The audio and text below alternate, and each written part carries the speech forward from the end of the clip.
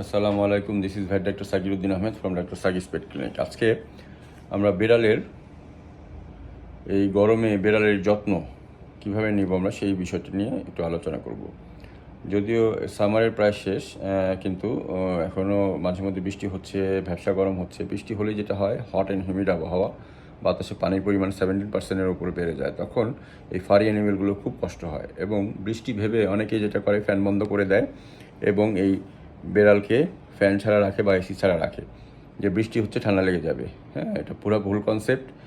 এই যখনই মেঘলা দিন, বৃষ্টি হওয়ার কথা বা হচ্ছে না বা বৃষ্টি হচ্ছে, সেই সময়টায় বৃষ্টি যখন হয় তখন হিউমিডিটিটা কমে যায়, কিন্তু বৃষ্টি হওয়ার আগ মুহূর্তে যে একটা ভ্যাপসা গরম এবং গুমোট একটা আবহাওয়া, এটাতে মানে হট অ্যান্ড হিউমিড আবহাওয়া বলে, এটাতে ওরা হিট স্ট্রেসে থাকে বিড়ালরা এবং হিট স্ট্রোক হয়ে মারা যায়।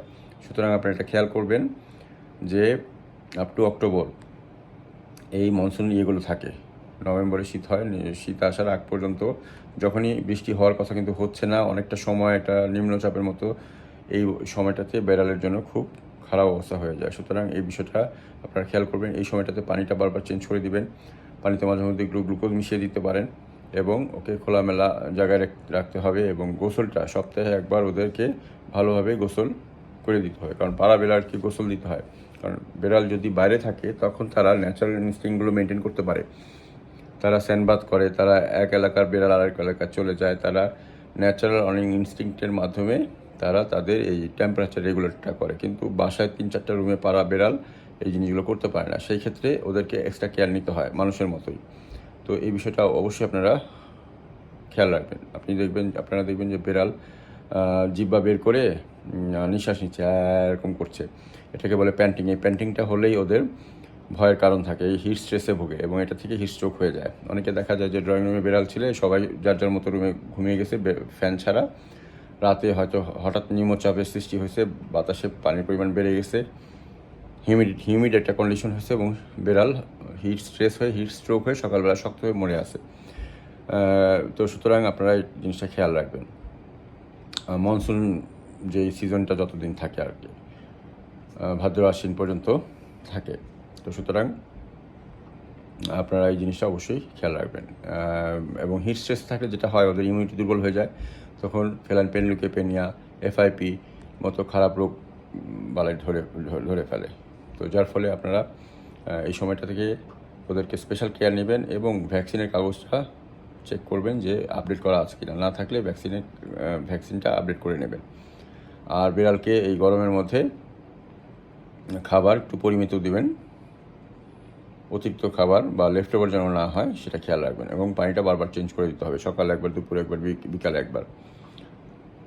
আর সামার সিজনে আরেকটা যেটা বিষয়, সেটা হলো যে গোসলটা অ্যান্টিটিক ফ্রি শ্যাম্পু সাথে খুশকি শ্যাম্পু সহ যদি আপনারা ব্যবহার করেন, তাহলে যেটা হয় যে ওদের বডিটা ঝরঝরা থাকে।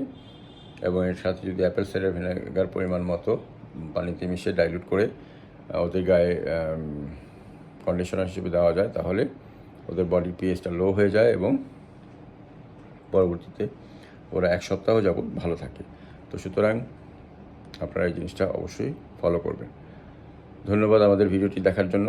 আমাদের ভিডিওটি ভালো লাগলে লাইক বাটন ক্লিক করে সাবস্ক্রাইব করে আমাদের সাথে থাকবেন।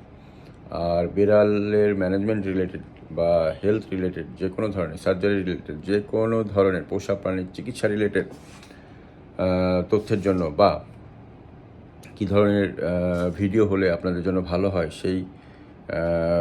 সেই বিষয়গুলো আপনারা আমাদের কমেন্টে জানাতে পারেন, নিচে দেওয়া নাম্বারেও যোগাযোগ করে জানাতে পারেন, অথবা আমাদের ইমেলের মাধ্যমে জানাতে পারেন।